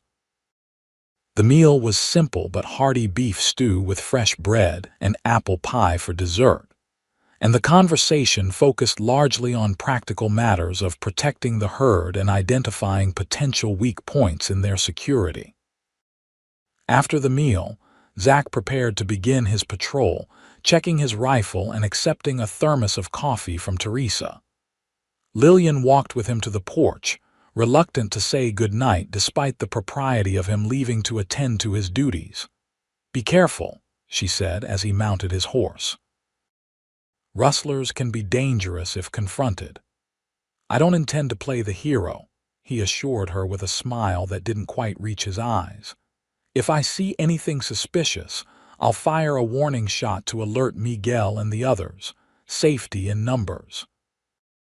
"Still," Lillian persisted, genuine concern in her voice, "please don't take unnecessary risks." Zach's expression softened. "I'll be careful, I promise."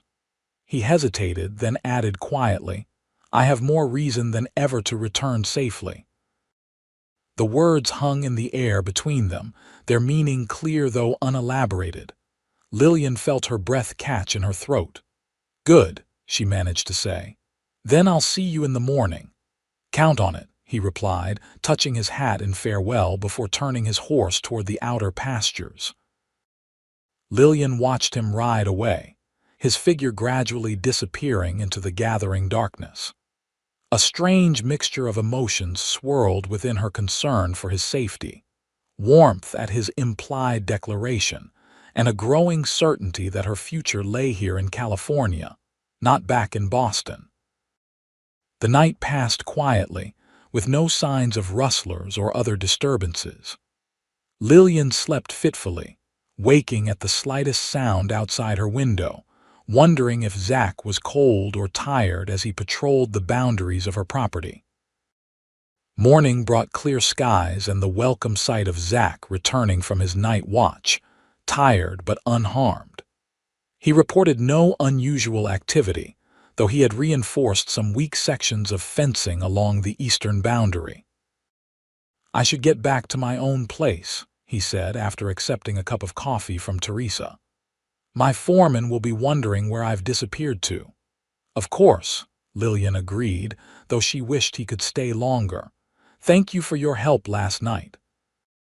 It was a comfort knowing you were watching over things." Something in her tone or expression must have conveyed more than her words, for Zach's eyes warmed noticeably. "I'll always watch over you over Willow Creek. I mean when needed," he said, the slight correction betraying his deeper meaning. He departed with a promise to return in a few days to check on things, leaving Lillian with a curious sense of anticipation, as if they were moving inevitably towards something significant, though neither had spoken of it directly. The next week passed in a blur of activity. Lillian threw herself into learning more about ranch operations, accompanying Miguel on his daily rounds and asking endless questions about cattle management, water resources, and the economics of ranching. In the evenings, she pored over her father's account books, gradually building a picture of Willow Creek's financial standing. Zach visited regularly, sometimes bringing small gifts, a book he thought she might enjoy, fresh peaches from a tree on his property, a handcrafted leather bookmark made by a friend in town. Each visit deepened their connection, their conversations ranging from practical ranch matters to philosophical discussions about life's purpose and meaning. On a particularly warm afternoon in early July, Lillian was working in her father's study when Teresa announced Zach's arrival. She found him on the porch, looking unusually formal in his good shirt and polished boots, his hat held nervously in his hands. "Zach," she greeted him warmly. "This is a pleasant surprise. I thought you were occupied with branding today." "Finished earlier than expected," he replied, shifting his weight slightly. "I was wondering if you might be free for a ride. There's something I'd like to show you." Intrigued by his somewhat nervous demeanor, Lillian readily agreed. "Of course. Let me change into my riding clothes." When she returned, Zach had already saddled their horses and was waiting patiently in the yard. They set off at an easy pace, heading northeast toward the boundary between their properties. "Where are we going?" Lillian asked as they rode side by side along a well-worn trail. "There's a place on your property, or rather, at the edge of it, that I discovered years ago," Zach explained. "I thought you might like to see it." His mysterious answer only heightened Lillian's curiosity, but she sensed he wasn't ready to say more, so she simply enjoyed the ride and the beauty of the late afternoon landscape. The sun was beginning its descent toward the western horizon, casting a golden light over the rolling hills and turning the dry summer grass into a sea of amber waves. After about 40 minutes of riding, they came to a narrow trail that wound up a steep hillside covered with oak trees. At the top, a flat clearing opened before them, offering a spectacular view of both their ranches spread out below. A small spring bubbled up from between rocks at one edge of the clearing, creating a tiny oasis of greenery in the otherwise dry hillside.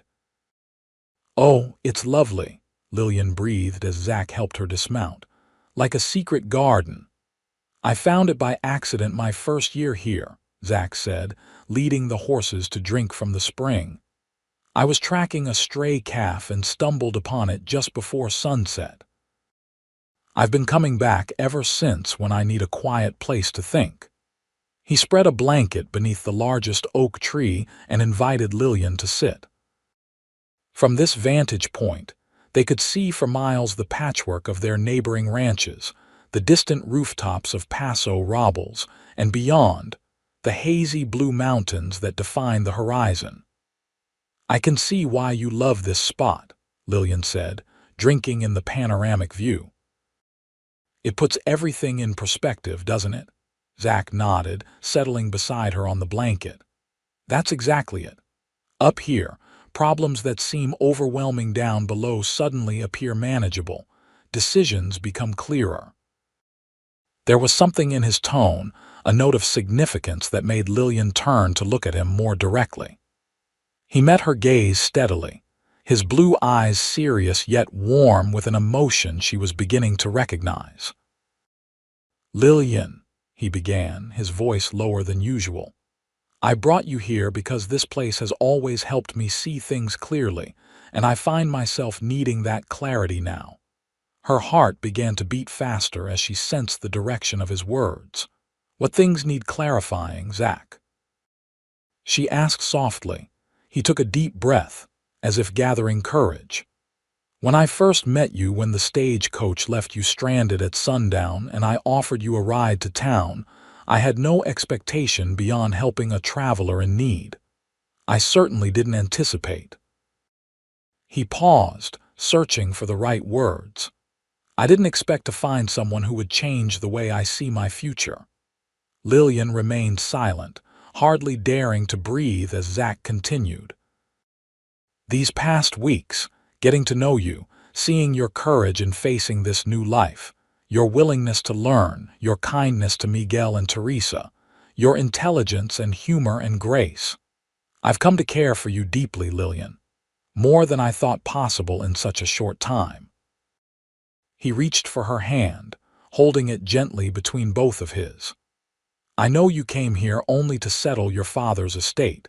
I know you had plans to return to Boston, and I would understand completely if that's still your intention. But if there's any chance that you might consider staying not just temporarily, but permanently, I wanted you to know how I feel." Lillian's throat tightened with emotion. This honest, straightforward declaration, so like the man himself, touched her deeply. "Zach," she began, her voice barely above a whisper, "when I arrived in California, I was certain of my path. I would settle my father's affairs, sell his property, and return to the life I knew. But then," she smiled softly, "then a cowboy said his horse carries two, and everything changed." Hope flickered in Zach's eyes. "Changed how?" he asked cautiously. "I found a connection here that I never expected to this land, to the memory of my father, to the community of Paso Robles." She squeezed his hand gently. "And most of all to you." The tension in Zach's shoulders eased visibly. "Are you saying you might stay?" "I'm saying I want to stay," Lillian clarified. "I've known it for weeks now, though I was afraid to admit it even to myself. This place, this life, it feels right in a way Boston never did, especially now that my father is gone." Zach's face broke into a smile that transformed his features, erasing the worry lines from his brow and lighting his eyes with joy. "Lillian, you've made me the happiest man in California." He hesitated briefly before adding, "There's something else I wanted to ask you, though perhaps it's too soon." "Ask," she encouraged, her heart racing with anticipation.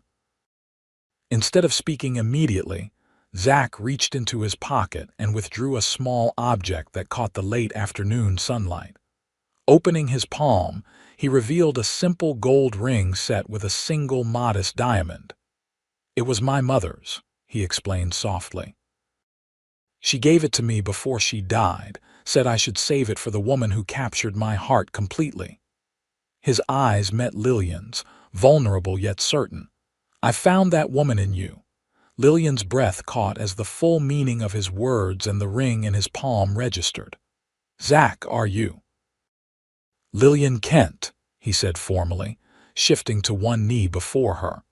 "I know we've known each other only a short time, but I've never been more certain of anything in my life. I love you. Would you do me the extraordinary honor of becoming my wife?"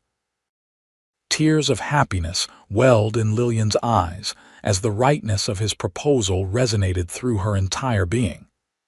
There was no hesitation, no doubt, only a deep certainty that this man and this life were exactly what she wanted. "Yes," she whispered, then more strongly, "Yes, Zachary Thornton, I will marry you." Joy transformed Zach's face as he slipped the ring onto her finger, a perfect fit, as if it had been made for her. Then he gathered her into his arms, his embrace gentle yet secure, a promise of the life they would build together. Their first kiss was tender, a sweet acknowledgement of the love that had grown between them since that fateful evening when a broken stagecoach had brought them together. When they finally drew apart, the setting sun had painted the sky in brilliant hues of pink and gold, nature's own celebration of their engagement. "We should head back," Zach said reluctantly, helping Lillian to her feet. "Miguel and Teresa will be wondering where you've disappeared to." Lillian nodded, though she was reluctant to leave this magical place where their future together had been decided. "We'll come back here often, won't we? To this special spot?"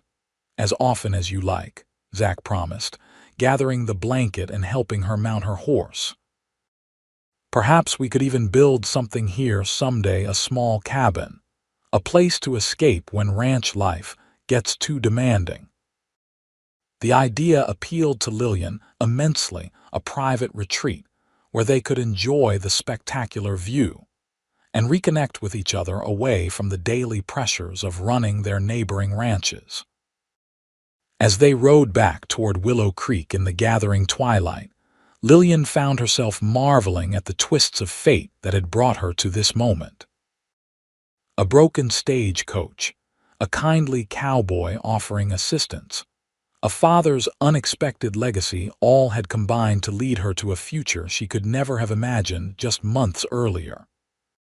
The news of their engagement spread quickly through Paso Robles, met with universal approval and a fair amount of good-natured teasing about the speed of their courtship.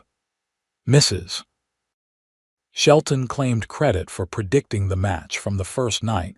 Zach had delivered Lillian to the boarding house, while Judge Parker insisted that he had seen it coming since their first dance at the Cattlemen's Association ball. They set the wedding date for September, allowing time for Lillian to settle her affairs in Boston through correspondence, and for Zach to complete some improvements to the Broken T Ranch house that would make it more suitable for a bride accustomed to Eastern comforts. In the weeks that followed, Lillian made her decision about the northern section of Willow Creek that Zach had been interested in purchasing. Rather than selling it to him outright, she proposed merging their operations after their marriage, maintaining the separate identities of Willow Creek and the Broken T, but managing them as complementary parts of a larger whole. "It makes practical sense," she explained when presenting the idea to Zach. "The northern water source benefits your cattle, while your southern pastures would give my herd more room during calving season. Together, we'd have a more efficient operation than either ranch could achieve alone." Zach was touched by her proposal, recognizing the business acumen behind it, but also the symbolic joining of their separate legacies into something stronger and more enduring. "Practical and romantic at once," he teased, pulling her into his arms. "You continue to surprise me, Lillian Kent." "Soon to be Lillian Thornton," she reminded him with a smile that still made his heart skip a beat. As September approached, Paso Robles bustled with preparations for what promised to be the social event of the season. The small church could barely contain all those who wished to attend, and Mrs. Parker took charge of organizing a reception in the town square where the entire community could celebrate. The morning of the wedding dawned clear and perfect, with just enough crispness in the air to herald the coming fall. Lillian prepared in her room at Willow Creek, assisted by Teresa and Mrs. Shelton, who fussed over every detail of her appearance with maternal care. Her wedding dress, ordered from San Francisco, was elegantly simple ivory silk with delicate lace trim that complemented her slender figure without ostentation. Her honey-colored hair was arranged in a sophisticated knot adorned with small white flowers, and around her neck hung a pendant that had belonged to her mother, something old for the occasion. "You look beautiful, my dear," Mrs. Shelton declared, dabbing at her eyes with a handkerchief. "Your father would be so proud." "Indeed he would," agreed Teresa, making final adjustments to the dress. "Jonathan would be happy to see Willow Creek in such good hands and to see his daughter so clearly in love." Lillian smiled at their sentiments, touched by the mention of her father. In the months since her arrival, she had come to understand him better through the stories shared by Miguel, by occasional references from Zach, and by living on the land he had chosen for his final years. Though questions remained about his life in California, she had found peace with his memory. Miguel served as her escort to the church, a role he accepted with dignified pride.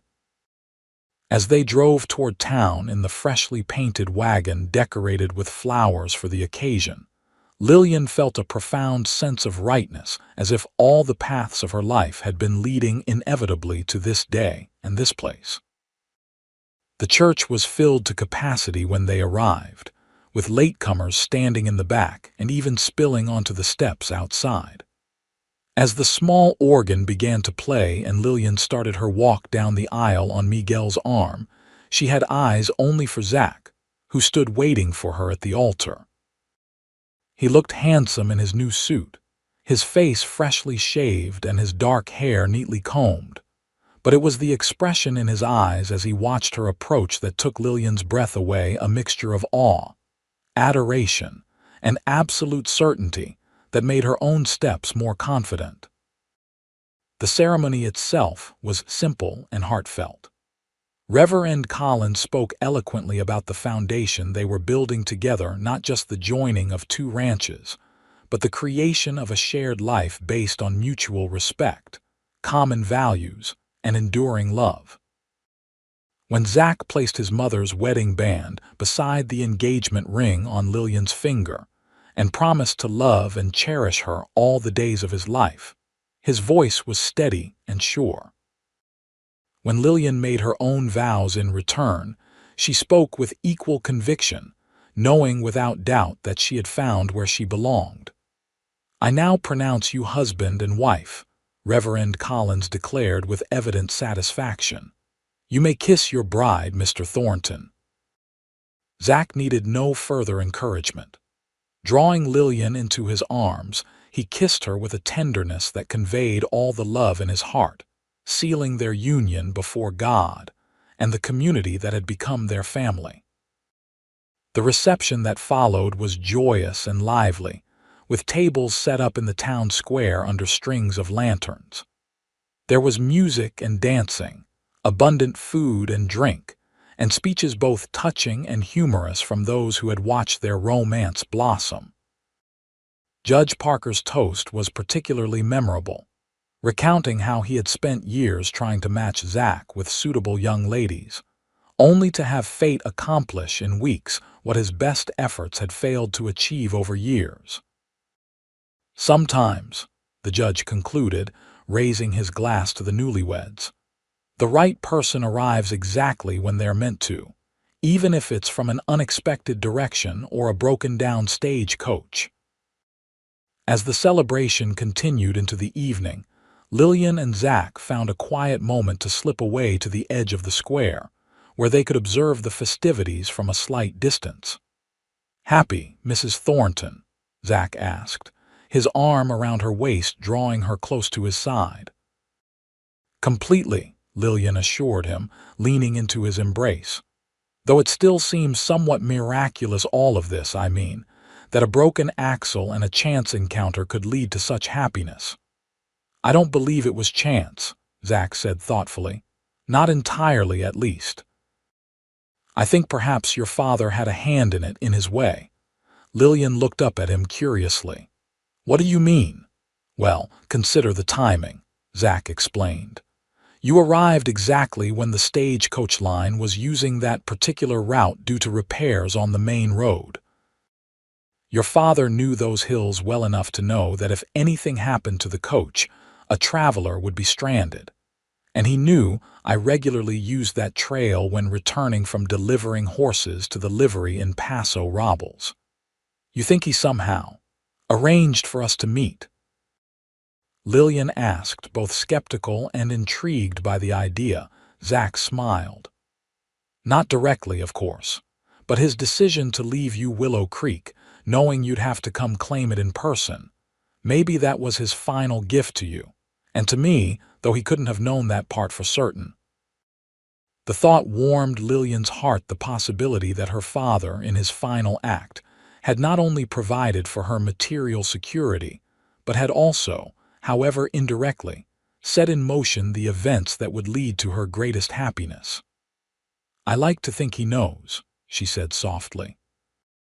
"That somehow he can see how things turned out." "I believe he does," Zach replied, pressing a gentle kiss to her forehead. They rejoined the celebration shortly thereafter, dancing together beneath the stars until the hour grew late and the time came for their departure. The entire town turned out to see them off, showering them with flower petals and good wishes as they climbed into the decorated wagon that would carry them to their new shared life at the Broken T. As they drove away, Lillian looked back at the twinkling lights of Paso Robles growing smaller behind them. She thought of her journey from the uncertain young woman stranded by a broken stagecoach at Sundown to the confident ranch owner and new bride she had become. No regrets. Zach asked quietly, noting her backward glance. Lillian turned to him with a smile that came from the depths of her heart. "Not one," she assured him, taking his hand in hers. "I'm exactly where I'm meant to be." And as they continued toward home, toward the life they would build together on the land, They both loved Lillian knew with absolute certainty that the broken stagecoach had not left her stranded after all. It had, instead, delivered her precisely where she belonged. 1 year later, the first rays of dawn filtered through the curtains of the master bedroom at the Broken T Ranch house, gently waking Lillian from a peaceful sleep. Beside her, Zack still slumbered, his breathing deep, and even one arm draped protectively across her growing belly.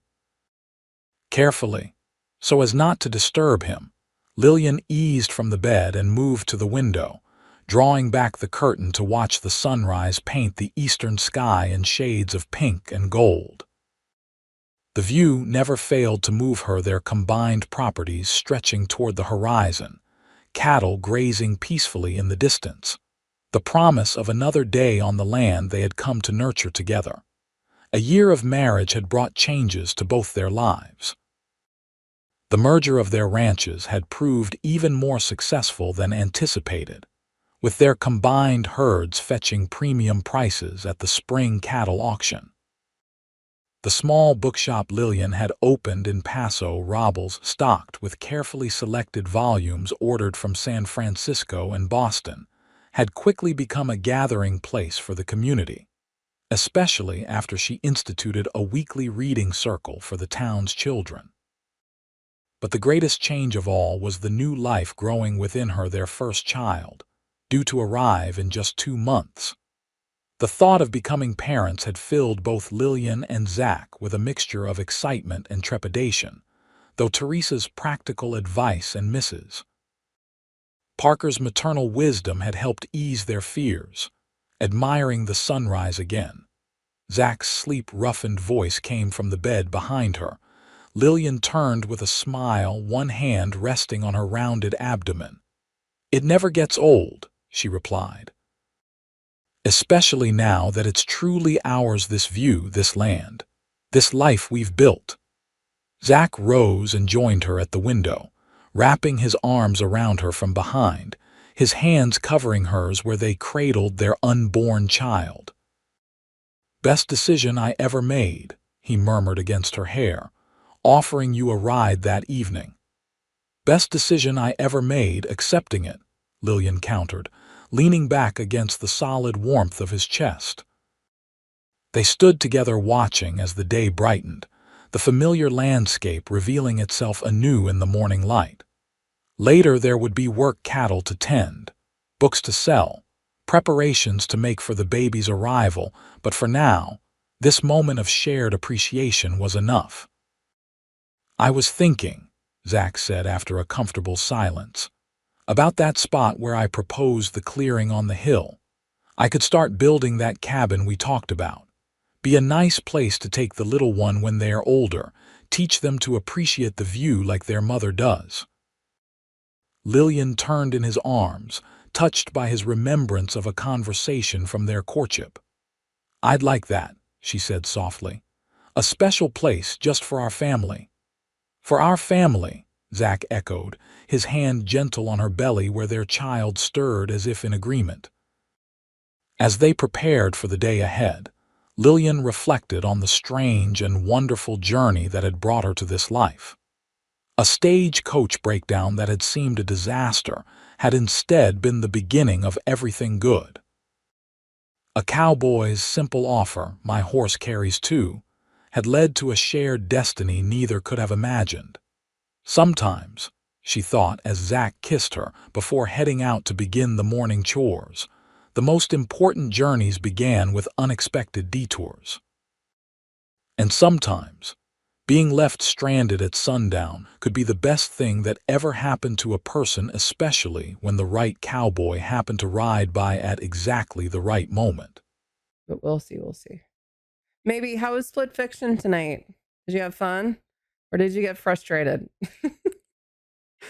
Was it a lot of schlubs giving you any frustration?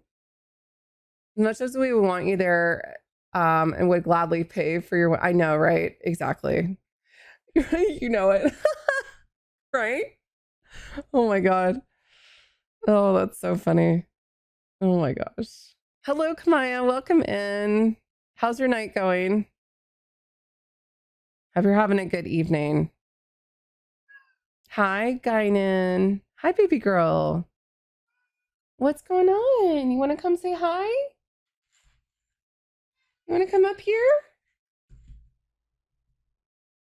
Oh, hello there. Oh my gosh, you almost. She's like, let me just highlight all of the chat. This is Guinan, everyone. She is a menace today, minutes and a half, but we absolutely love her. I do, Kamaya. I do. I live in the same state. But yes, I do live close to her, to them. Oh, hi. Hi. I'm also like, we've met IRL, me and Liz, Ferry. Yes, exactly. While streaming. Yep, exactly. I went to the yarn crawl in Portland with Liz, Fairy Wings, and Fearful Spidey, which was a lot of fun. And then, yeah, I really enjoyed that. So we all road trip together, basically, going down to Portland. So that was fun. Yeah, it was a lot of fun. So that, like, what's in this buggy or those like really bright colors